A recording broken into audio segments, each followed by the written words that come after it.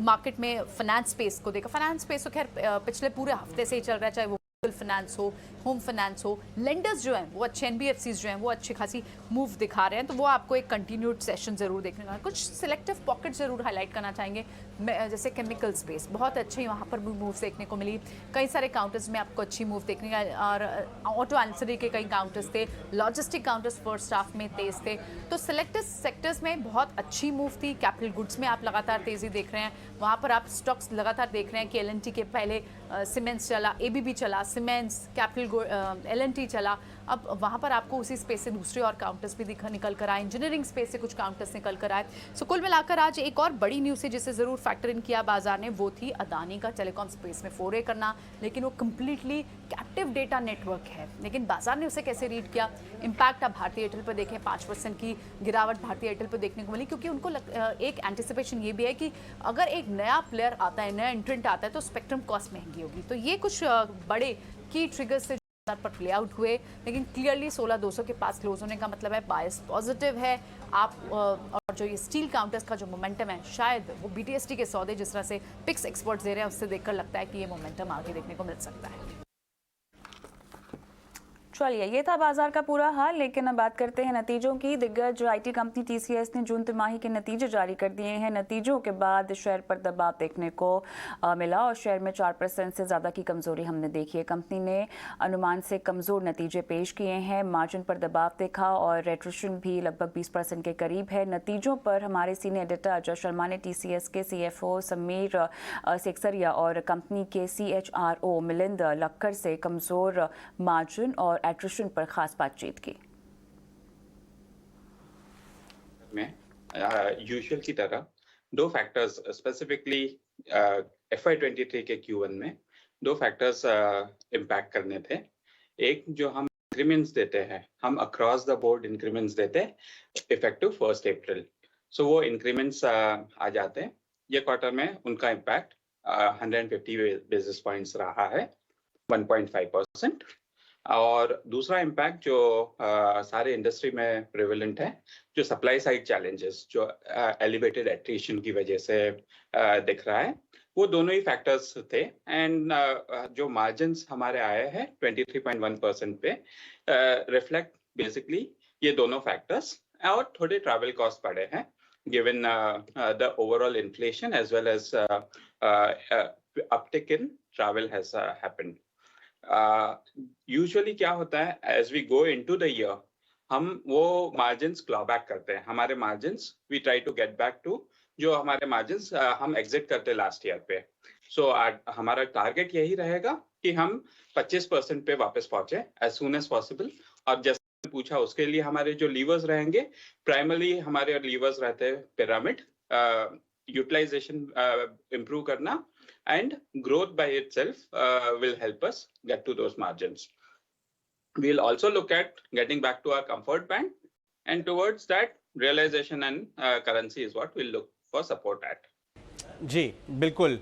मिलिंद, आपका क्या कहना होगा, इस पूरे मार्जिन प्रेशर का एक बहुत बड़ा कंट्रीब्यूशन आता है वेज इन्फ्लेशन का, और टेक्निकल मैन पावर की एक तरह से काफ़ी सी कमी है इंडस्ट्री में। हालांकि टीसीएस तो एक ऐसी कंपनी है जहां डेवलपमेंट पे इतना फोकस होता है कि usually technical skill man power छोड़ती नहीं है, लेकिन फिर भी इंडस्ट्री में इस समय प्रेशर तो है। आपके क्या ऑब्जर्वेशंस हैं? क्या ये पीक प्रेशर अब कम होता जा रहा है, या अभी थोड़ा सस्टेन कर सकता है, जिसकी वजह से कंपनी को एक्स्ट्राऑर्डिनरी वेज हाइक्स देने की प्रेशर बना रहे? आप कैसे ट्रेंड्स देखते हैं स्किल मैन पावर की सप्लाई में? देखिए, पीक प्रेशर कुछ महीने तक और चलेगा, हमारे हिसाब से कुछ महीने तक और चलेगा। अभी ऐसा लगता है कि दो तीन महीने और चलेगा, उसके बाद कम होने की संभावनाएं काफी ज्यादा है। हमारा जो आपने बताया, हमारा जो टैलेंट मॉडल है बहुत रोबस्ट है। हम लोग जो हमने इन्वेस्टमेंट किया पूरे साल भर लास्ट ईयर, और 1 लाख लोग लेके आए, उनको इसलिए लेके आए थे कि उनका हम बराबर डेवलपमेंट कर सके, और उनको इस टाइम के लिए उनको अच्छी तरह से उनका कस्टमर वैल्यू बढ़ सके। तो इन सब कारणों के कारण हम लोग काफी अच्छा मेंटेन करते हैं। थोड़ा अभी क्वार्टर का देखते हैं, थोड़ा काफी लॉन्गर टर्म मीडियम टर्म भी देखते हैं। इस हिसाब से हमारा मॉडल चलता रहेगा। ये प्रेशर अभी है for next few months. It will hopefully it will come down in Q3 onwards. जी समीर, कुछ महीनों से मार्केट में, इंडस्ट्री में ये लगातार ये डिस्कशन चल रहा है कि जो स्लोडाउन, ग्लोबल स्लोडाउन की हम बात कर रहे हैं, पर्टिकुलरली यूएस या यूरोप की, उसका इंडियन बिजनेस मॉडल्स पे, इंडियन आईटी कंपनीज के बिजनेस मॉडल्स पे कितना इम्पैक्ट आएगा और किस नेचर का इम्पैक्ट आएगा? टेम्परेरी नेचर का आएगा या थोड़ा ड्यूरेबल नेचर का आएगा? इस लाइट में आप थोड़ा हमें बताएं, डील फ्लोज कैसे चल रहे हैं और आपके कॉन्वर्सेशंस अपने लार्ज क्लाइंट्स के साथ किस तरह के चल रहे हैं? अगर हम देखें, गिवन जो वार्तालाप हो रहे हैं अराउंड ग्लोबल मैक्रो, सो उसको लेके जब हम हमारे कस्टमर्स से बात करते हैं, हम हमारे कस्टमर्स के काफ़ी करीब रहना चाहते हैं एंड हम उनसे कंसिस्टेंटली बात करते रहते हैं on what there view is. और जब हम ऑपरेटिंग लेवल पे देखते हैं तो हम ये नहीं देख रहे हैं कि the concerns are elevated. They are not cutting down on spends, so pullback नहीं आ रहा है on their current technology spend at least. And most customers are actually looking towards investing more into technology. So ये US में है, ये UK Europe में भी है, तो कोई immediate pullback नहीं है. But जब हम CXO लेवल पे बात करते हैं तो obviously they have to plan for multiple scenarios. So वो सारे scenarios को लेके planning में अपने incorporate कर रहे हैं. What's good for us is हमारा जो twin engine strategy है for growth and transformation as well as for cost and optimization will help us balance in either of the scenarios. Milind, एक आखिरी सवाल आपसे. अभी एज थिंग्स स्टैंड और जो कंपनी की रिक्वायरमेंट्स हैं आगे चलते हुए, किस तरह के हायरिंग प्लान्स की तरफ आप मूव कर रहे हैं, अगर आप कुछ बता सकें? तो दो बातें बताऊंगा मैं. मैंने जैसे पहले भी बताया है कि हम 40,000 का प्लान है हमारा अभी शुरुआत में. और जैसे बिजनेस रिक्वायरमेंट्स होती रहेगी, हमारा टैलेंट एक्विजिशन मॉडल इतना एजाइल और रोबस्ट है कि हम उसको बढ़ा सकते हैं, कम कर सकते हैं डिपेंडिंग ऑन नीड. तो उस हिसाब से 40,000 starting, it can go up and down based on the business situation. चलिए रुक करेंगे और एक और बड़ी आईटी कंपनी HCL टेक के नतीजे जो हैं वो कल आने वाले हैं. नतीजे कैसे रह सकते हैं, किन चीज़ों पर फोकस होगा जब नतीजों का ऐलान किया जाएगा? हमारे सहयोगी शरद दुबे पूरा एनालिसिस आपको दे रहे हैं. जी हाँ, फोकस में रहने वाला है HCL टेक स्टॉक में लगभग 30% का इस साल में जो है गिरावट देखने मिला है. और अगर उनके वैल्यूएशंस की बात करें तो लगभग 18 टाइम्स उनके 12 मंथ अर्निंग्स पे जो है कंपनी जो है ट्रेड कर रही है. अब देखा जाए अगर डॉलर रेवेन्यू में ग्रोथ लगभग सपाट रहने वाला है, सिर्फ 0.7% का ग्रोथ का अनुमान है. एबिट भी जो है सपाट का एक्सपेक्टेशन है. हालांकि मार्जिन्स में दबाव रहेंगे, लगभग 40 बेसिस पॉइंट्स का गिरावट जो है तिमाही दर तिमाही देखने मिल सकता है. अगर पैट के बारे में बात करें तो एडजस्टेड लेवल पे 10% का गिरावट का अनुमान है. लेकिन जो इंपॉर्टेंट फिगर होती है, जो कांस्टेंट करेंसी ग्रोथ होती है, वो लगभग 2.5 से लेकर 3% का जो है ग्रोथ का अनुमान है. और अगर सेक्टर्स की बात करें तो जो आईटी सर्विसेज और एंटरप्राइज इंजीनियरिंग सर्विसेज है, इसमें जो है ग्रोथ देखने मिलेगी.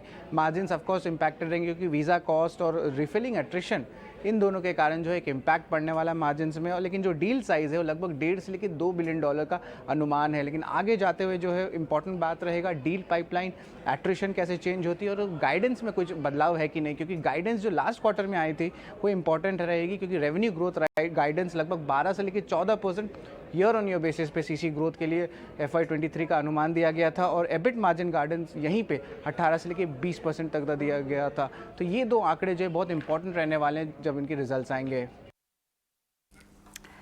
चलिए, तो यहाँ पर देखना होगा नतीजे कैसे आते हैं. लेकिन हम रुक करेंगे दूसरी बड़ी की ओर, जहाँ पर आज भारतीय एयरटेल में करीब 5% तक की गिरावट हमने आते हुए देखी है. इसकी वजह क्या है और आखिर अदानी ग्रुप का इससे क्या कनेक्शन है? हमारे सहयोगी सौमित सरकार बता रहे हैं कि इस पर किस तरह की इंटेलिजेंस रिपोर्ट आई है.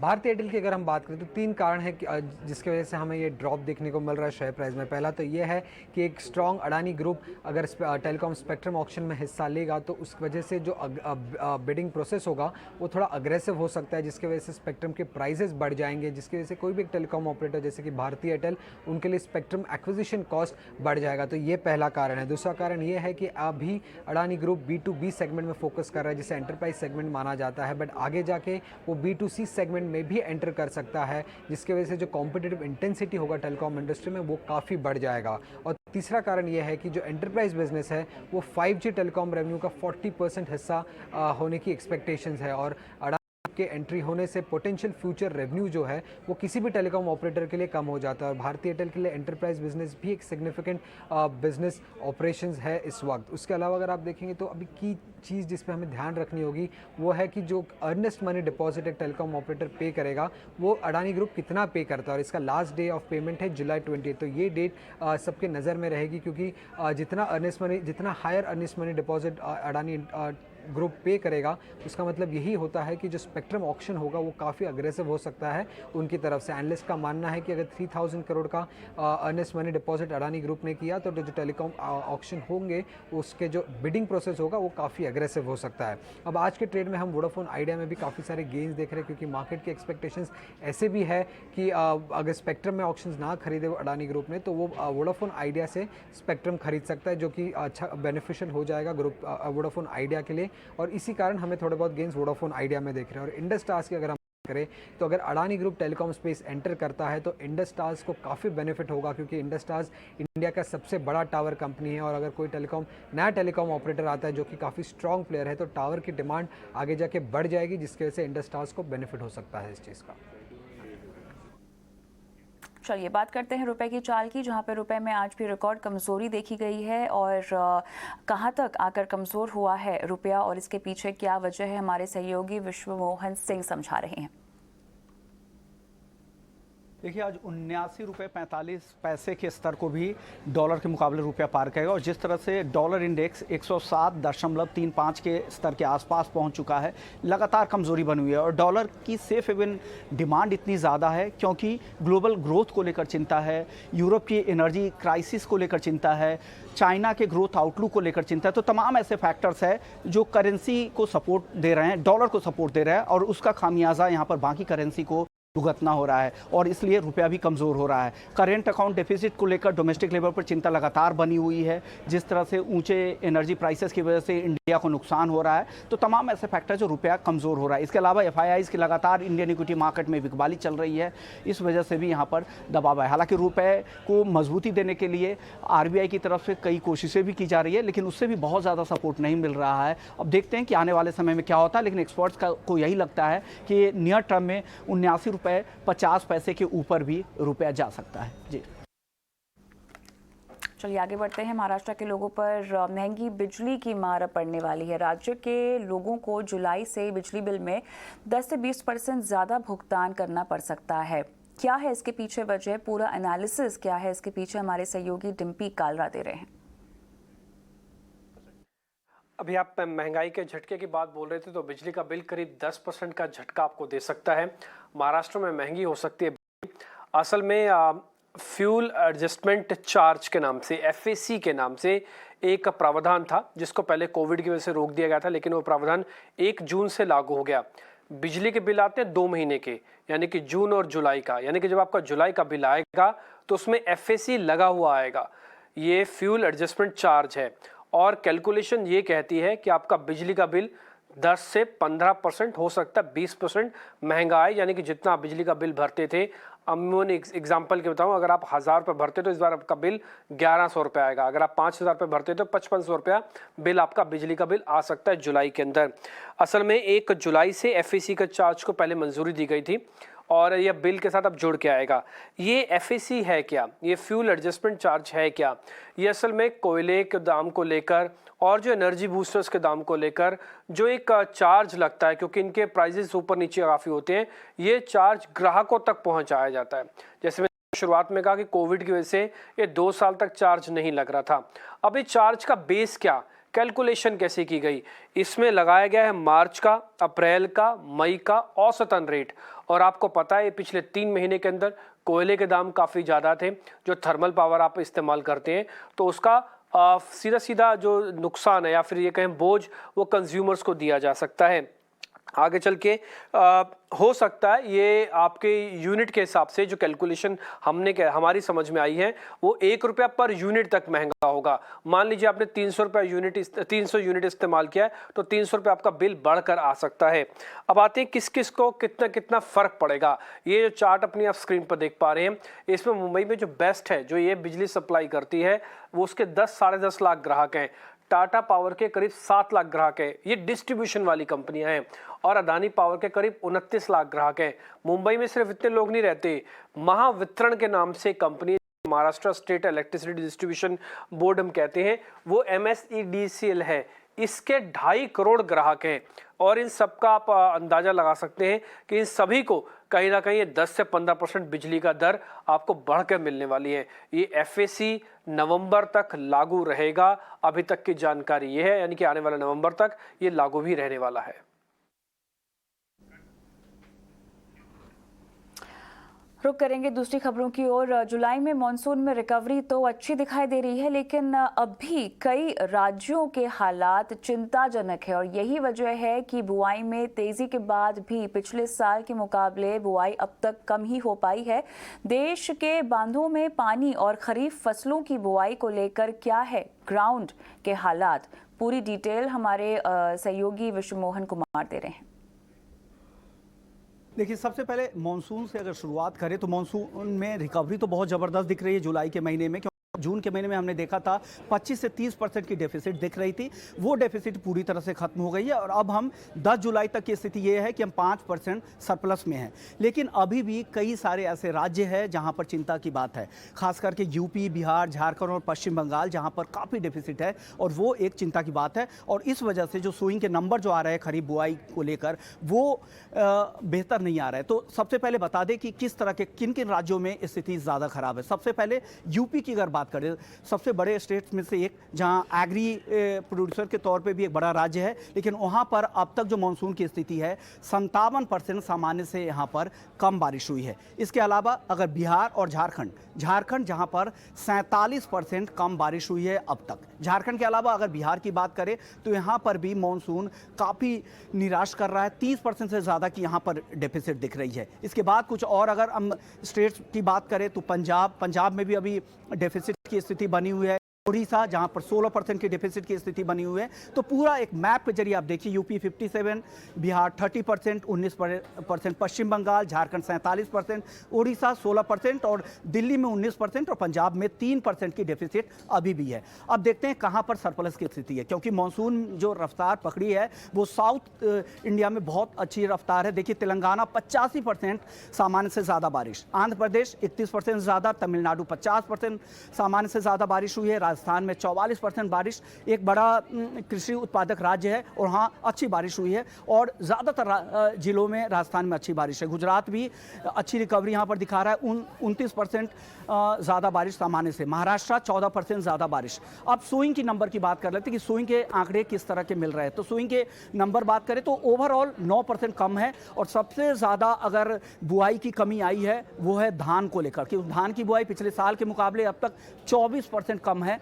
इससे भी ज़्यादा की बात है तिलहन को लेकर, क्योंकि सरकार आत्मनिर्भर बनने की बात लगातार चर्चा होती रहती है कि तिलहन उत्पादन में हम आत्मनिर्भर बनेंगे, लेकिन अभी भी पिछले साल से बुआई तिलहन की 20% कम है। ये एक बड़ी चिंता है। इसके अलावा कुछ और अगर हम ग्रेन्स वगैरह की बात करें तो मोटे अनाज की या कॉटन की बात करें तो यहाँ पर अच्छी रिकवरी दिख रही है, लेकिन ओवरऑल बहुत अच्छे इंकरेजिंग नंबर नहीं है। लेकिन जब हम बात करते हैं रिजर्वेयर की, जलाशय की क्या स्थिति है, वहाँ पर क्या है, तो देश के 143 जलाशय जिसका ट्रैक ऑनलाइन किया जाता है, वहां पर स्थिति यह है कि 30% जलाशय अभी भी 30% ही अपनी क्षमता के भरे हुए, यानी 70% अब भी खाली है, जो पिछले साल के मुकाबले 5% कम है। और वहीं 10 साल के औसत के मुकाबले हालांकि ज़्यादा ज़रूर है, लेकिन अभी भी 70% जलाशय भरना बाकी है। लेकिन अच्छी बात यही है, जितने भी एक्सपर्ट से बात हो रही है, साइंटिस्ट लोगों से बात हो रही है, उनका यही मानना है कि जुलाई और अगस्त का महीना मानसून के लिए बहुत ही बेहतर रहेगा, क्योंकि लानीना जुलाई और अगस्त पूरे दोनों महीने में तक एक्टिव रहेगा, जिससे अच्छी बारिश होगी। और वो राज्य जहां पर अच्छी बारिश अब तक नहीं हुई है वहां भी अगले 8 से 10 दिनों में रफ्तार पकड़ने की उम्मीद है। तो ये एक पॉजिटिव संकेत है ओवरऑल ग्राउंड से। जी चलिए आगे बढ़ेंगे और अब पेश है आज की वो बड़ी खबरें जो हमारे रिपोर्टर्स दिन भर की कड़ी दौड़ भाग के बाद आपके लिए लेकर आए हैं। पेश है स्वदेश रिपोर्टर।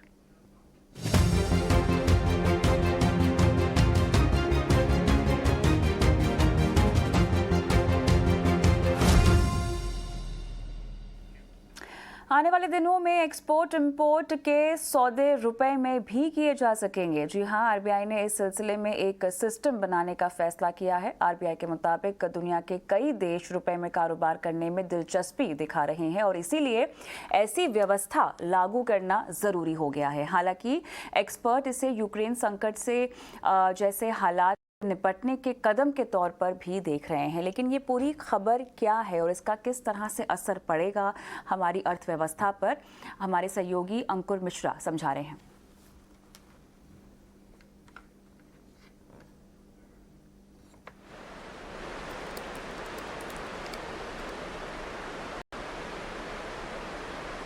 जी हाँ, रिजर्व बैंक ऑफ इंडिया ने एक नया मैकेनिज्म लेके आया है जिसमें जो पेमेंट सेटलमेंट है वो पूरी तरीके से भारतीय रुपये में होगा। अभी तक आपने देखा होगा एक जो यूक्रेन का संकट आया था उसमें सैंक्शंस लगा दिए गए थे कंट्रीज पे, जिसमें बोला गया था कि जो लोकल करेंसी है उसमें सभी देश पेमेंट ना करें। तो ऐसा अगर कोई संकट आता है तो एक्सपर्ट्स का मानना है ये जो नया मैकेनिज्म आया है उससे काफी मदद मिलेगी। अब ये भी जान लें कि आखिर इस नए मैकेनिज्म में है क्या। इसमें यहाँ पे आरबीआई ने डिसाइड किया है कि जो इंटरनेशनल ट्रेड सेटलमेंट है वो अब रुपये में हो सकता है और पर इनवॉइसिंग, पेमेंट, सेटलमेंट, एक्सपोर्ट और इंपोर्ट दोनों का ये रुपये में पॉसिबल होगा। अब ये डिसीजन लिया इसलिए गया है क्योंकि रिजर्व बैंक का कहना है कि वो ग्लोबल ट्रेड के साथ साथ जो भारत का एक्सपोर्ट है उसको प्रमोट करना चाहता है। साथ ही साथ जो पिछले कई सालों से जो भारतीय रुपए में इंटरेस्ट था ग्लोबल ट्रेड कम्युनिटी का, उसको ध्यान में रखते हुए ये जो निर्णय है वो लिया गया है। इसके लिए अगर परमिशन की बात करें तो जो डिपार्टमेंट है फॉरेन एक्सचेंज का रिजर्व बैंक का, उससे परमिशन लेनी पड़ेगी ये जो नए सेटलमेंट तय करने के लिए। साथ ही साथ अगर जो दो कंट्रीज हैं जो ये सेटलमेंट के लिए जा रही हैं वो मार्केट डिटरमिन्ड रेट्स पे ये सेटलमेंट कर सकती हैं।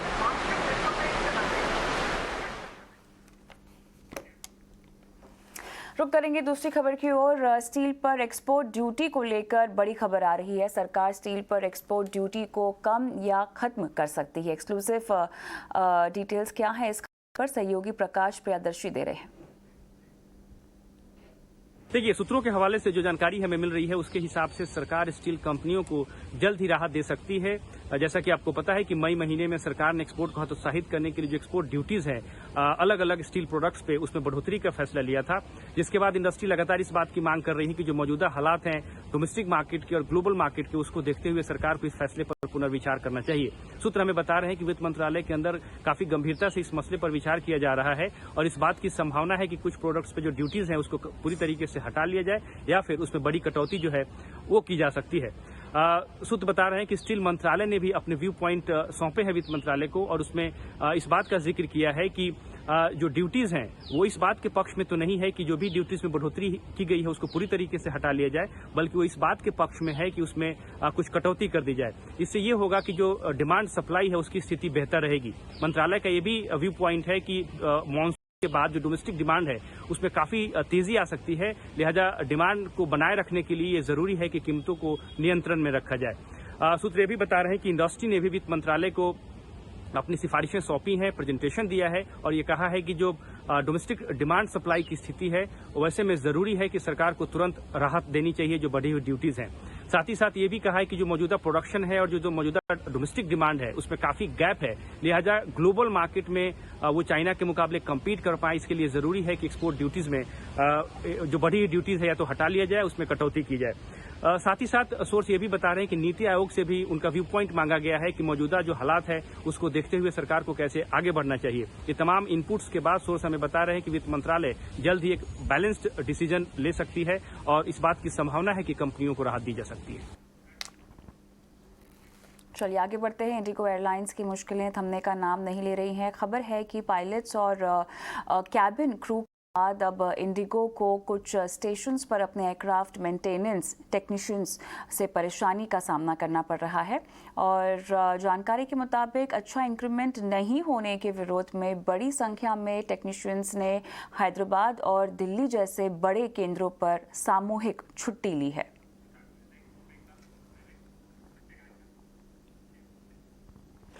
वित्त मंत्रालय के सूत्रों से खबर मिली है कि विंडफॉल गेन टैक्स से सरकार को 40,000 से 50,000 करोड़ रुपए की एक्स्ट्रा इनकम होने का अनुमान है, लेकिन क्या विंडफॉल टैक्स से मिलने वाली रकम सरकार की उम्मीदों के मुताबिक है? खबर की पूरी डिटेल्स सहयोगी मेघना मित्तल दे रही हैं। जी, जो ड्यूटी लगाई गई थी विंडफॉल गेन पर ऑयल कंपनीज के जो फ्यूल एक्सपोर्ट होता है उस पर, ये याद रखिए कि बहुत सारे एस्टिमेट्स आ रहे हैं कि रेवेन्यू कितना मिलेगा एडिशनल गवर्नमेंट को। इनफैक्ट मूडीज़ ने कहा है कि लगभग $12 बिलियन एडिशनल रेवेन्यू गवर्नमेंट को मिलेगा, जो अप्रॉक्सीमेटली ₹95,000 करोड़ होता है। पर फाइनेंस मिनिस्ट्री के जो सीनियर फाइनेंस मिनिस्ट्री के ऑफिशियल्स हैं उन्होंने बताया है कि ये जो नेट रेवेन्यू इंक्रीज जो गवर्नमेंट को मिलेगा इससे विंडफॉल गेन टैक्स से, वो इस एस्टिमेट से बहुत ही कम है। लगभग 40,000 करोड़ या 50,000 करोड़ तक होगा, लेकिन पूरे साल के लिए, ना कि जो रिमेनिंग अभी फाइनेंशियल ईयर का बचा है उसके लिए। और ये भी सूत्रों ने बताया है कि ये 40-50,000 करोड़ तभी मिलेगा जब जो करंट रेट्स हैं इस विंडफॉल टैक्स के उतने ही अगर पूरे साल तक लगे रहते हैं, तभी 40-50,000 करोड़ मिलेगा। तो इसीलिए फाइनेंस मिनिस्ट्री के सोर्सेज ने ये बहुत ही इंपॉर्टेंट जानकारी दी है। ये याद रखिए कि जो ड्यूटी एडिशनल एक्साइज ड्यूटी लगाई गई थी वो 23,250 रुपीज़ पर टन लगाई गई थी क्रूड एक्सपोर्ट्स के ऊपर, जो कि SEZ से जो एक्सपोर्ट्स होते हैं उनके ऊपर भी लागू होगी। जो अगर हम ये ट्रांसलेट करें तो पेट्रोल और ATF पर ₹6 पर लीटर, पेट्रोल पर ₹6 और डीजल पर ₹13 पर लीटर की ड्यूटी जो लगाई गई थी। तो इसीलिए ये देखना रहेगा, क्योंकि जब ये ड्यूटी लगाई गई थी उस समय जो गवर्नमेंट ने जो एस्टिमेट्स रखे थे क्रूड ऑयल के, इंटरनेशनल क्रूड प्राइसेस के, वो $117 पर बैरल रखे थे। अभी हम देख रहे हैं कि वहाँ से भी, उस लेवल से भी क्रूड काफ़ी नीचे आ गया है, 107 अप्रॉक्सीमेटली अभी चल रहा है। और ये भी हम जानते हैं कि फाइनेंस मिनिस्ट्री ने कहा है कि हर 15 दिन में ये रिव्यू होगा। तो अगर ये रेट्स चेंज होते हैं तो ये जो additional revenue, net additional revenue 40-50,000 crore का, वो थोड़ा और नीचे भी आ सकता है। तो इस वक्त ये बड़ी जानकारी हम आपको दे रहे हैं कि 40-50,000 करोड़ एडिशनल रेवेन्यू गवर्नमेंट को मिलेगा इस ड्यूटी जो एक्सपोर्ट्स पर लगाई गई है फ्यूल पर, उसके द्वारा। आगे बढ़ेंगे। रेल में सफर करने वालों को ट्रेन में बिकने वाले खाने पर लग रहे सर्विस चार्ज से राहत मिलने की उम्मीद है। सूत्रों के हवाले से ET Now स्वदेश को मिली जानकारी के मुताबिक रेल मंत्रालय जल्द ही इस पर एक आदेश जारी कर सकता है। और किस तरह का आदेश आ सकता है, इस खबर को लेकर सहयोगी समीर दीक्षित बता रहे हैं। रेल मुसाफिरों के लिए अहम खबर। रेल मंत्रालय आपकी यात्रा के दौरान जो आप फूड और बेवरेज, यानी कि अगर चाय से लेकर के खान पान का ऑर्डर अपनी यात्रा के दौरान करते हैं तो अमूमन जो सर्विस चार्ज आप से वसूला जाता है वो सर्विस चार्ज वापस लेने की तैयारी कर रहा है। खाका कुछ यूं है कि मार्च 2018 के एक ऑर्डर के अनुसार अगर आप अपनी रेल यात्रा के दौरान उसी समय अगर आप किसी फूड के लिए या फिर बेवरेज के लिए कोई ऑर्डर प्लेस करते हैं और उसके लिए फौरी तौर पे या इंस्टेंट जो ऑर्डर दिया जाता है उसके लिए 50 रुपए का सर्विस चार्ज लिया जाता है। लेकिन अगर आपने पहले से बुकिंग की होती है अपने फूड बेवरेज के लिए तो किसी भी तरीके का कोई सर्विस चार्ज नहीं लिया जाता है। लेकिन अब रेल मंत्रालय तैयारी कर रहा है कि इस सर्विस चार्ज को वापस लिया जाए। हालांकि एक मतलब यह भी है कि आने वाले वक्त में जब आप रेल यात्रा करेंगे और आप यात्रा के दौरान अगर कोई भी खान पान का सामान लेंगे तो उसकी कीमत थोड़ी ज्यादा होगी बनस्पत अगर आप प्री बुकिंग करेंगे। तो उसके जरिए रेलवे कोशिश ये भी कर रहा है कि लोग अपने खान पान की बुकिंग पहले से ही, जब वो टिकट बुकिंग कर रहे हैं तभी वो कर पाए। तो एक नया डेवलपमेंट हो रहा है। और हमने ये भी देखा कि CCPA जो कि कंज्यूमर अफेयर्स मिनिस्ट्री के अंतर्गत आता है, उसने 4 जुलाई को ये गाइडलाइन जारी किया था कि सर्विस चार्ज कोई भी होटल, रेस्टोरेंट या कोई और एंटिटी बाय डिफॉल्ट नहीं वसूल सकता है। और उसी को देखते हुए ये तैयारी रेल मंत्रालय कर रहा है। यानी कि अगर आप रेल यात्रा करेंगे तो आप अपने खान पान पर जो अब तक सर्विस चार्ज लगता था वो नहीं लगेगा। लेकिन हाँ, ये है कि आने वाले वक्त में वो वस्तु या वो खान पान की चीजें थोड़ी महंगी जरूर हो जाएंगी। कैसीनो, ऑनलाइन गेमिंग और हॉर्स राइडिंग पर जीएसटी दर बढ़ेगी या नहीं, इस पर एक बार फिर से मंत्री समूह कल माथापच्ची करेगा। कल इस मुद्दे पर मंत्रियों के समूह की बैठक होगी जिसमें इन गतिविधियों पर कर लगाने के तौर तरीकों को अंतिम रूप दिया जाएगा। किस तरह से होगा और क्या खाका बनकर तैयार हो सकता है, सहयोगी मेघना मित्तल समझा रही हैं। जीएसटी की जीओएम है ऑनलाइन गेमिंग, कैसीनोज और हॉर्स रेसिंग पर, उसकी एक महत्वपूर्ण बैठक होने वाली है कल। ये मीटिंग वर्चुअली होगी। ये हम जानते हैं कि जो ये जीओएम है ये मेघालय सीएम हेड करते हैं। ये 8 मेंबर जीओएम है जिसमें काफ़ी स्टेट्स, इंपॉर्टेंट स्टेट्स जिसमें वेस्ट बंगाल भी इंक्लूडेड है। ये याद रखिए कि ये जीओएम ने अपनी रिपोर्ट हालांकि सबमिट कर दी थी जीएसटी काउंसिल को पिछले मीटिंग में, लेकिन जीएसटी काउंसिल ने ये डिसाइड किया था कि 15 डेज टाइम और दिया जाए जिसपे कैसीनोज पे क्या रेट लगेगा उस पर थोड़ी सी और क्लैरिटी हो, उस पर डिस्क्रिप्शन जीओएम रिपोर्ट में दिया जाए। उसके बाद ये रिपोर्ट फिर से डिस्कस की जाएगी जबकि जीएसटी काउंसिल मीटिंग जब होगी अगस्त के फर्स्ट वीक में, जो कि लाइकली डेट है जो हमें फाइनेंस मिनिस्टर ने बताई थी।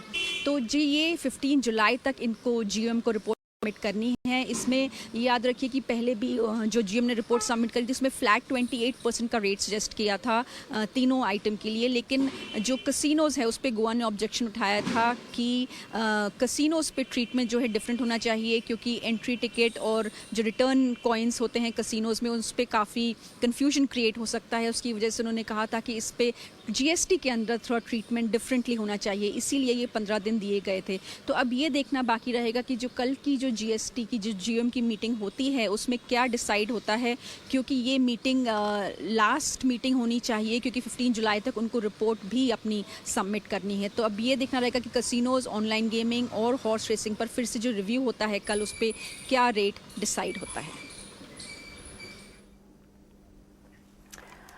भगोड़े कारोबारी विजय माल्या के खिलाफ अवमानना के मामले में सुप्रीम कोर्ट ने सख्त रुख अपनाया है। माल्या को 4 महीने की कैद की सजा दी है और 10,000 रुपए का जुर्माना भी लगाया है। और इस पूरी खबर पर तमाम डिटेल्स दानिश आनंद हमारे सहयोगी दे रहे हैं। देखिए, सुप्रीम कोर्ट ने लिकर बारन विजय माल्या को 4 महीने के जेल टर्म के लिए सेंटेंस करा है और साथ ही साथ सुप्रीम कोर्ट ने कंटेम्प्ट ऑफ कोर्ट के चार्जेस के चलते विजय माल्या पर 2,000 का जुर्माना भी लगाया है। खैर, ये जो मामला था ये 2017 तक इतना पुराना मामला था जिसमें एसबीआई ने एक प्ली फाइल करी थी और उसमें एसबीआई ने ये अलेज करा था कि विजय माल्या ने $40 मिलियन जो है अपनी फैमिली को वापस डिपॉजिट कर दिए हैं और इसी के चलते ये जो सुनवाई हुई लगभग हमने देखा 4 से 5 साल चली और 4-5 साल के कंक्लूजन के बाद सुप्रीम कोर्ट ने विजय माल्या को 4 महीने के लिए जेल टर्म उनको सेंटेंस करा है और साथ ही साथ अगर विजय माल्या 2,000 रुपए का जुर्माना नहीं चुकाते हैं तो ये जो जेल टर्म है 4 महीने का ये 6 महीने भी स्ट्रेच हो सकता है। साथ ही साथ सुप्रीम कोर्ट ने ये आदेश भी दिया है कि विजय माल्या को आने वाले 4 हफ्ते में $40 मिलियन वापस रिटर्न करने हैं 8% के इंटरेस्ट। तो कुल मिलाकर देखा जाए तो विजय माल्या को 4 महीने का जेल की सजा मिली है सुप्रीम कोर्ट से और ये मामला 2017 का था जो एसबीआई ने प्ली फाइल करी थी और उस पर आज हमने देखा है कि सुप्रीम कोर्ट ने एक बड़ा फैसला सुनाया है। आगे बढ़ते हैं। बाढ़ बारिश से आधे हिंदुस्तान का बुरा हाल है। गुजरात हो या राजस्थान, असम हो या महाराष्ट्र, हर तरफ बारिश से त्राहिमाम मचा हुआ है। असम जहां बारिश और बाढ़ से वहां पर बुरा हाल हो रखा है। कर्नाटक में भी भारी बारिश से लोगों को परेशानी का सामना करना पड़ रहा है। यही हाल उत्तराखंड, बिहार, गुजरात, राजस्थान, पंजाब और महाराष्ट्र में है जहां बारिश और बाढ़ ने लोगों को आफत में डाल दिया है। दिल्ली एनसीआर में भी सोमवार सुबह से भारी बारिश शुरू हो गई है। मौसम विभाग की माने तो मध्य प्रदेश, राजस्थान, पंजाब, हरियाणा, तेलंगाना समेत 25 राज्यों में भारी बारिश के आसार हैं। महाराष्ट्र में 1 जून से अब तक बारिश और बाढ़ से हुए हादसों में 78 लोगों की जान जा चुकी है। महाराष्ट्र के रत्नागिरी समेत 4 जिलों में ऑरेंज और 8 जिलों में बारिश का येलो अलर्ट जारी किया गया है।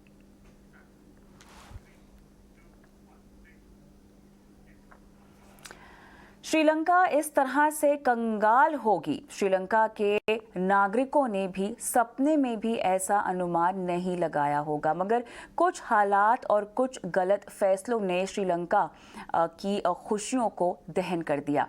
आखिर क्या होगा श्रीलंका का आगे? पेश है स्वदेश विशेष।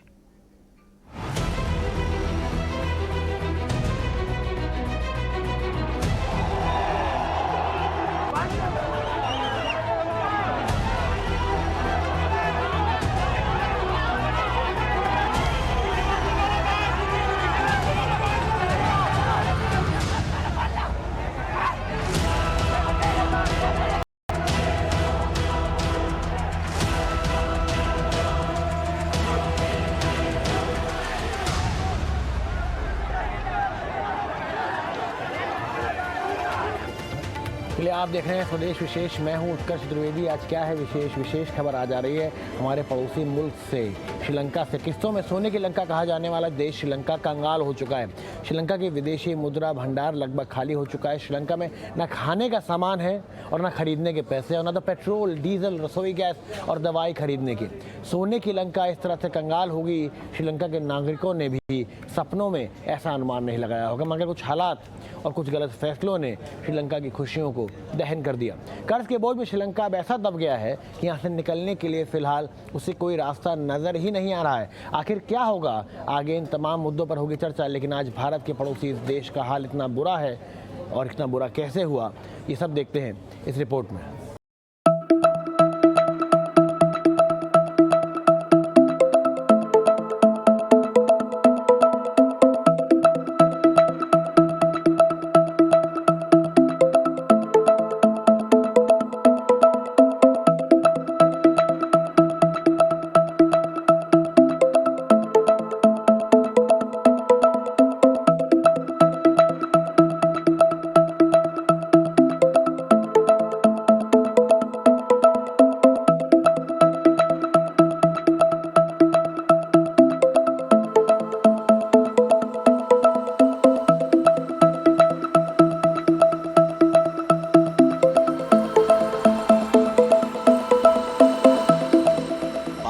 बहुत ही इम्पॉर्टेंट और इंटरेस्टिंग तस्वीरें हम अपने दर्शकों को दिखा रहे हैं। ये लग रहा है कि रेलवे स्टेशन है या किसी मेले की तस्वीरें हैं, लेकिन सच ये है कि ये श्रीलंका की राजधानी कोलंबो में यहाँ का राष्ट्रपति निवास है, जहाँ पे अब लोग एक मेले के समान आते नजर आ रहे हैं। वहीं दूसरी तरफ अगर हम आपको ले जाके दिखाएं तो ये वो कमरे हैं जहाँ पे पुरानी चीजें रखी हुई थी।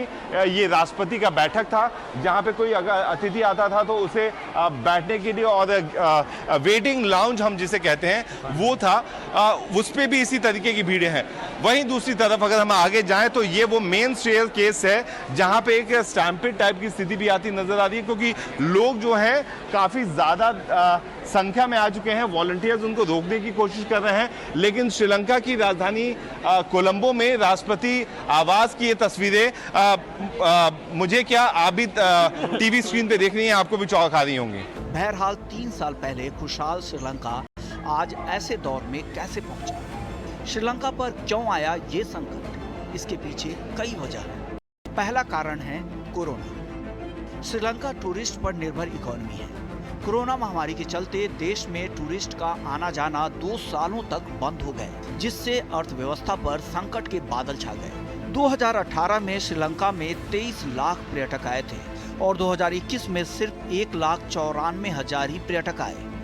इतना ही नहीं, जब आय के साधन कम थे तब गोटबाया राजपक्षे सरकार ने टैक्स में कटौती कर दी, जिससे सरकार के लिए आय का साधन घट गया। दूसरी वजह बढ़ते ईंधन के दाम। अंतर्राष्ट्रीय बाजार में कच्चे तेल के दामों में पेट्रोल डीजल के दाम बढ़ गए तो देश के सामने उसे खरीदने के लिए पैसे नहीं थे। श्रीलंका ईंधन पर भारी सब्सिडी भी देता रहा है, तो महंगे ईंधन के चलते श्रीलंका में महंगाई बढ़ती चली गई। तीसरी वजह केमिकल फर्टिलाइजर बैन। श्रीलंका में ऑर्गेनिक खेती को बढ़ावा देने के मकसद से केमिकल फर्टिलाइजर के आयात पर रोक लगा दी गई, जिससे कृषि सेक्टर पर बुरा असर पड़ा। खाद्य सामग्री, दवाएं, कुकिंग गैस के अभाव ने संकट बढ़ा दिया। चौथी वजह महंगाई चरम पर। श्रीलंका के सेंट्रल बैंक ने महंगाई ज्यादा होने के चलते 20 साल के उच्चतम स्तर पर ब्याज दरें महंगी कर दी, जिससे लोगों के सामने संकट खड़ा हो गया और $1 के मुकाबले श्रीलंका का रुपया घटकर 364 रुपए तक जा गिरा। पांचवी वजह विदेशी कर्ज का जाल। श्रीलंका को इस साल $7 अरब का कर्ज चुकता करना था और 2026 तक उसे $25 अरब चुकता करना है। श्रीलंका पर करीब $51 बिलियन का कर्ज बकाया है। दरअसल साल 2005 से ही श्रीलंका पर कर्ज तेजी से बढ़ता जा रहा है, जो बढ़ते बढ़ते साल 2010 में कुल कर्ज $21.7 अरब का हो गया और अगले 10 सालों में श्रीलंका पर कर्ज का ये बोझ और ज्यादा बढ़ गया।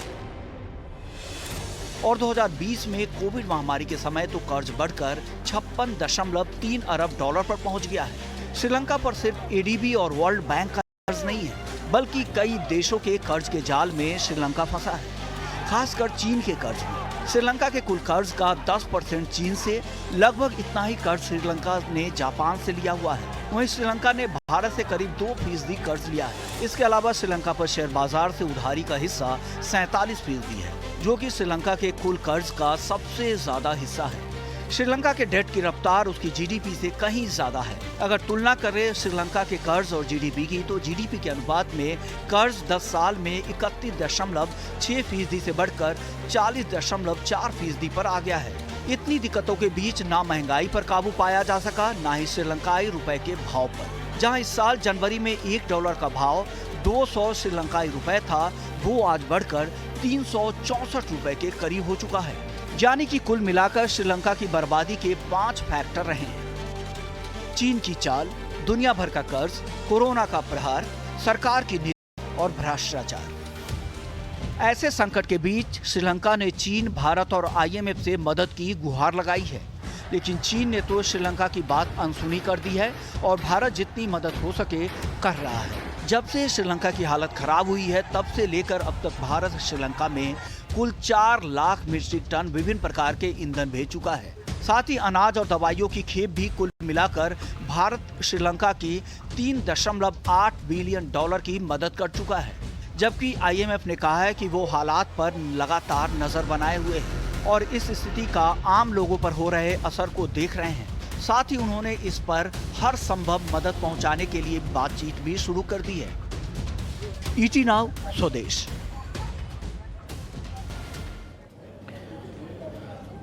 चलिए, इन तस्वीरों को आपने देख लिया, हमारे पैकेज को आपने सुन लिया, लेकिन इसके बारे में और थोड़ी चर्चा करेंगे और हर पहलू पर चर्चा करने की कोशिश करेंगे, समझने की कोशिश करेंगे हिंदुस्तान की स्थिति यहाँ कैसी बनेगी, श्रीलंका में हालात कैसे बेहतर हो सकते हैं और सबसे इम्पोर्टेंट चीज़ है श्रीलंका में अब इंचार्ज है कौन, क्योंकि जनता तो इंचार्ज नहीं हो सकती, कौन चार्ज लेके बैठा है।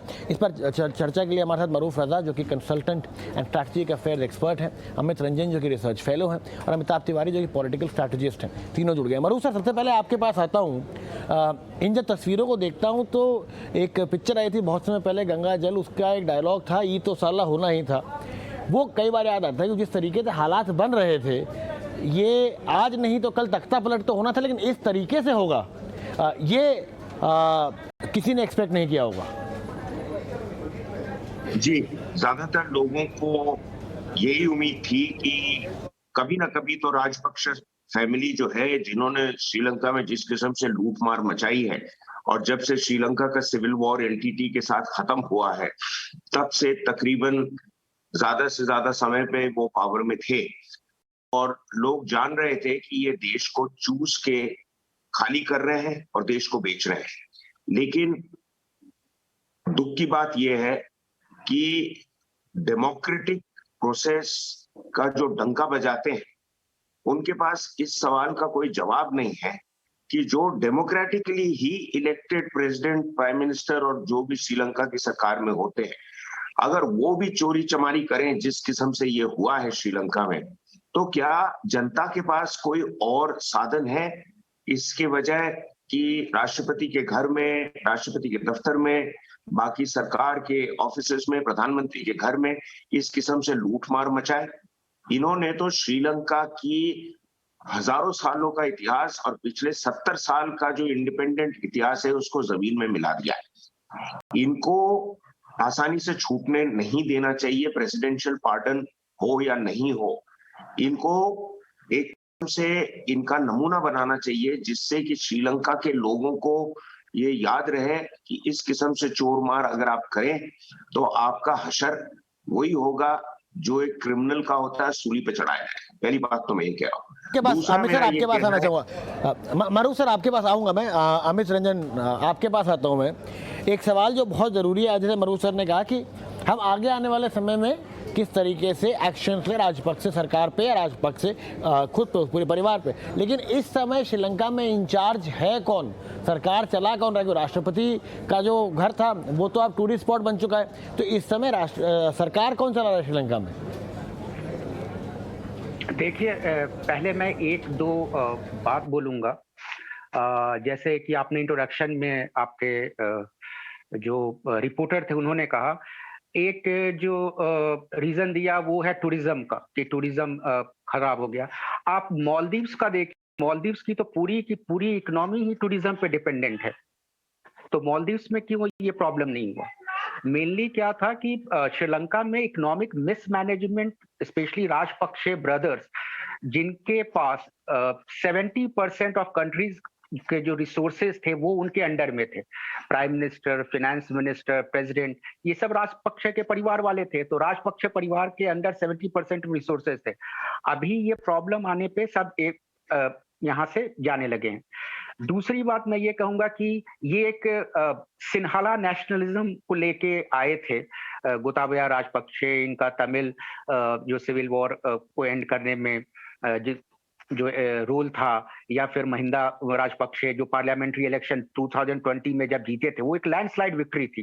तो ये सारी सिन्हाला नेशनलिज्म को लेके थी। एक डेमोक्रेटिक प्रोसेस तो था, लेकिन एक नेशनलिज्म जो मेजोरिटेरियन नेशनलिज्म के सपोर्ट में था। अब मैं आप पे आता हूं कि अब चला कौन रहा है। मेनली क्या हो रहा है कि जो भी प्रेसिडेंट ऑफिस से जो आ रहे हैं, जो साइन किए हुए डॉक्यूमेंट्स आ रहे हैं, या जो भी ये जो डिसीजंस हैं वो स्पीकर के थ्रू आ रहे हैं, तो प्रेसिडेंट हाउस के थ्रू नहीं आ रहे, स्पीकर के थ्रू आ रहे हैं। आर्मी ने कल कहा, कल एक इनफैक्ट श्रीलंका की सोशल मीडिया पे और श्रीलंका के कुछ अफवाहें फैली थी कि इंडिया अपनी आर्मी भेज रहा है, जिसको बाद में इंडियन हाई कमिश्नर तो श्रीलंका ने खारिज किया। तो लोगों और श्रीलंकन आर्मी चीफ सीडीएस ने भी कहा कि आप शांत रहें, आप हमें सपोर्ट करें। तो क्या हुआ कि एक इंस्टीट्यूशन और जो गवर्नमेंटल इंस्टीट्यूशन है उसका एक कोलैप्स होते दिख रहा है। इसमें कौन चला रहा है, क्या चला रहा है, एक अनार्किक सिचुएशन इमर्ज होते नजर आ रहा है। अब 13 जुलाई एक बुद्धिस्ट जो बुद्धिज्म के लिए इम्पोर्टेंट डे है। उस दिन अगर राजपक्ष के रिजाइन देते हैं, उसके बाद कंट्री किस वे में जाती है, या कुछ लोगों का ये है कि हो सके कि आर्मी कहीं ओवरटेक कर ले, कुछ का ये मानना है कि नई इलेक्शंस होंगे। अब प्रॉब्लम ये है कि जो भी गवर्नमेंट में आएगा, अब आपके पास पैसे नहीं है तो आप चलाएंगे कैसे, आप इकोनॉमी को कैसे एड्रेस करेंगे? तो उसको भी तो वही फेस करना पड़ेगा। जैसे विक्रम राज सिंह को बनाया गया प्राइम मिनिस्टर, लेकिन उन्हें रिजाइन देना पड़ा क्योंकि आपके हाथ में कुछ नहीं है। अब यही है कि कितने दिन तक उस प्रोटेस्टर्स को आप शांत रख सकते हैं, कितनी जल्दी बाहरी मदद आ सकती है। जो इंटरनेशनल कम्युनिटी की जो भी कंट्री जैसे इंडिया हुआ, चाइना हुआ, जापान ने मना कर दिया कि जापान अब अधिक वो मदद के लिए तैयार नहीं है। बाकी जो भी इंटरनेशनल कम्युनिटी है वो कितनी अधिक मदद कर सकती है और वो कितनी कारगर साबित होगी, ये सब डिपेंड करता है कि श्रीलंका में अगले 13 जुलाई के बाद अगर रिजाइन राजपक्षे लीडर कौन बनता है, तो वो लीडरशिप पे डिपेंड करता है और लीडरशिप कैसे निगोशिएट करती है। चलिए अमिताभ सर, आपके पास आना चाहूंगा मैं अब यहाँ पर। जैसे कि ये बात दोनों पक्षों से कही गई कि देखिए जो राजपक्षे सरकार है उसके तो अब चलिए दिन लद ही गए हैं। अब यहाँ से कितना बड़ा चैलेंज होगा कि इस पूरी इकोनॉमी को वापस से उठाया जाए, क्या क्या ऑप्शन है? कर्ज इतना ज़्यादा है कि किस तरीके से अब चीज़ों को वापस किया जाए। और एक और बड़ा सवाल है हिंदुस्तान के लिए कि हिंदुस्तान का कितना बड़ा रोल रहेगा यहाँ पर, क्योंकि जो बाकी आसपास के जो हमारे करीबी देश हैं वो भी यहाँ पे नज़र गड़ाए बैठे होंगे कि किसी तरीके से इस पूरे हालात का फ़ायदा उठाया जाए। हम तो कई जगह ये भी कहते हैं कि उन्हीं के यानी कि चीन के हरकतों की वजह से भी एक बहुत बड़ा फैक्टर है कि श्रीलंका में हालात पैदा हुए हैं। देखिए, श्रीलंका एज अ कंट्री किसी भी कॉरपोरेट से अलग नहीं है। तो अगर जब कॉरपोरेट डिफॉल्ट करता है तो उसके पास क्या ऑप्शंस होते हैं? पहला ऑप्शन तो यही है कि जहां जहां पे भी आपका कर्ज है, IMF, वर्ल्ड बैंक, चाइना, जो भी कर्ज है उसको, जो भी नई लीडरशिप आती है उसको उस कर्ज को रिस्ट्रक्चरिंग प्रोसेस के थ्रू इलोंगेट करना पड़ेगा। यानी अगर 4-5 साल का कर्ज है तो उसको 10, 15, 20, 25 साल का कर्ज उसको कन्वर्ट करना पड़ेगा, पहली बात। दूसरी बात, अगर कर्ज कन्वर्ट नहीं होता है तो कहीं ना कहीं यहाँ पे चीन की नजर रहेगी अगेन एज अ कॉर्पोरेट कि आपको कुछ न कुछ अपने जो एसेट्स हैं श्रीलंका के एज अ कंट्री उसको सेल करके आपको कर्ज वापस करना पड़ेगा, और तो कोई ऑप्शन है नहीं। और तीसरा है यहाँ पे IMF, वर्ल्ड बैंक, इंडिया या और भी जो कंट्रीज हैं वो कितना सपोर्ट करती हैं, वो अपने ह्यूमैनिटेरियन एड के थ्रू, लोन्स के थ्रू कितना सपोर्ट करती हैं श्रीलंका को। अब यहाँ पे क्योंकि ये एक स्ट्रेटेजिक पीस है चाइना के कर्ज की वजह से श्रीलंका की अगर ये हालत है आज, और वो एक कारण है, तो उसमें भारत, क्योंकि ये एक बहुत स्ट्रेटेजिक जगह पे है, भारत ऐसे ही श्रीलंका को भी डूबने दे सकता नहीं है।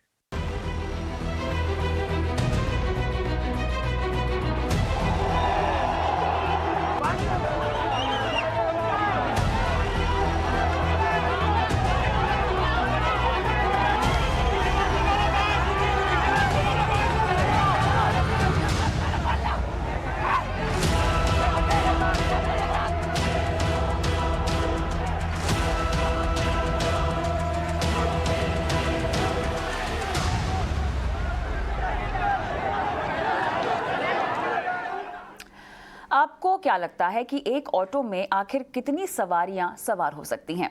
आपका जवाब होगा कि ज़्यादा से ज़्यादा 4 या 5।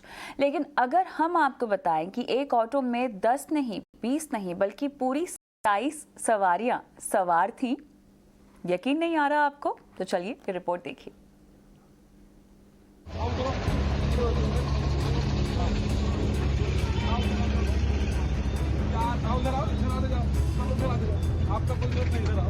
जरा इस पुलिसकर्मी की ओर से की जा रही सवारियों की गिनती पर गौर कीजिए। 12, 13, 14, 15, 16, 17, 18, 19, 20, 21, 22, 23, 24, 25, 26, आज तक आपने केवल फिल्मों में देखा होगा, लेकिन ये असल तस्वीरें आपको दांतों तले उंगलियां दबाने पर मजबूर कर देंगी। यातायात सुरक्षा और कानून व्यवस्था की धज्जियां उड़ा देने वाली ये तस्वीरें सामने आई उत्तर प्रदेश के फतेहपुर से, जहां बकरी ईद के मौके पर जब एक ऑटो को पुलिसकर्मियों ने रोका तो उनके भी होश फाख्ता हो गए। जब मौके पर एक ऑटो से 5 नहीं, 10 नहीं, बल्कि पूरे के पूरे 27 लोग एक साथ उतरे तो पुलिस ही नहीं बल्कि आसपास खड़े लोगों के भी होश उड़ गए।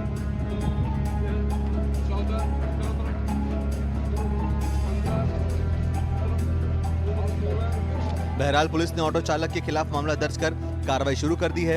वहीं अब इस वीडियो के सामने आने के बाद सोशल मीडिया पर लोगों के तरह तरह के रिएक्शंस सामने आ रहे हैं। लोग हैरान भी हैं और परेशान भी हैं। ये आखिर एक ऑटो में 27 सवारियां बैठ पाना क्या वाकई मुमकिन है? इसके साथ ही कई लोग यातायात सुरक्षा को लेकर प्रशासन और सरकार को घेर रहे हैं, तो कई उस ऑटो ड्राइवर को छोटा मोटा अवार्ड देने की बात कर रहे हैं। ब्यूरो रिपोर्ट, ET नाउ स्वदेश।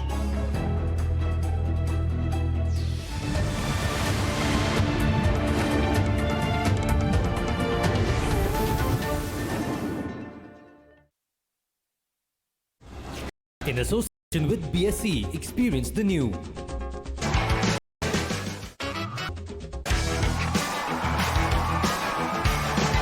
ET नाउ देश पर अब है ना सिर्फ मार्केट की बारीकियां, बल्कि है कमाई का भी अच्छा मौका। हम आपको देंगे एक शानदार आइडिया हर 5 मिनट में। टेक्निकल हो या फंडामेंटल, शॉर्ट टर्म हो या फिर लॉन्ग टर्म, अब सब कुछ मिलेगा आपको। तो देखिए हर ट्रेडिंग डे सुबह 8 बजे से शाम 4, सिर्फ ET नाउ स्वदेश पर। बढ़ो देश के साथ। अब हर रहस्य से पर्दा उठेगा। मिर्ची प्लस, कहानियों का असली अड्डा। जूम पर हो रही है मेगा प्राइजेस की बारिश। रिफ्रेशिंग बीट सुनो, बारिश के रिदम्स में स्वे करो और जूम देखो, प्राइज जीतो। रोज सुबह 8 से 12 बजे जूम देखो। टीवी स्क्रीन पे दिए गए नंबर पे बरस के कॉल करो। हर रोज 3 लकी विनर्स को मिलेंगे शाम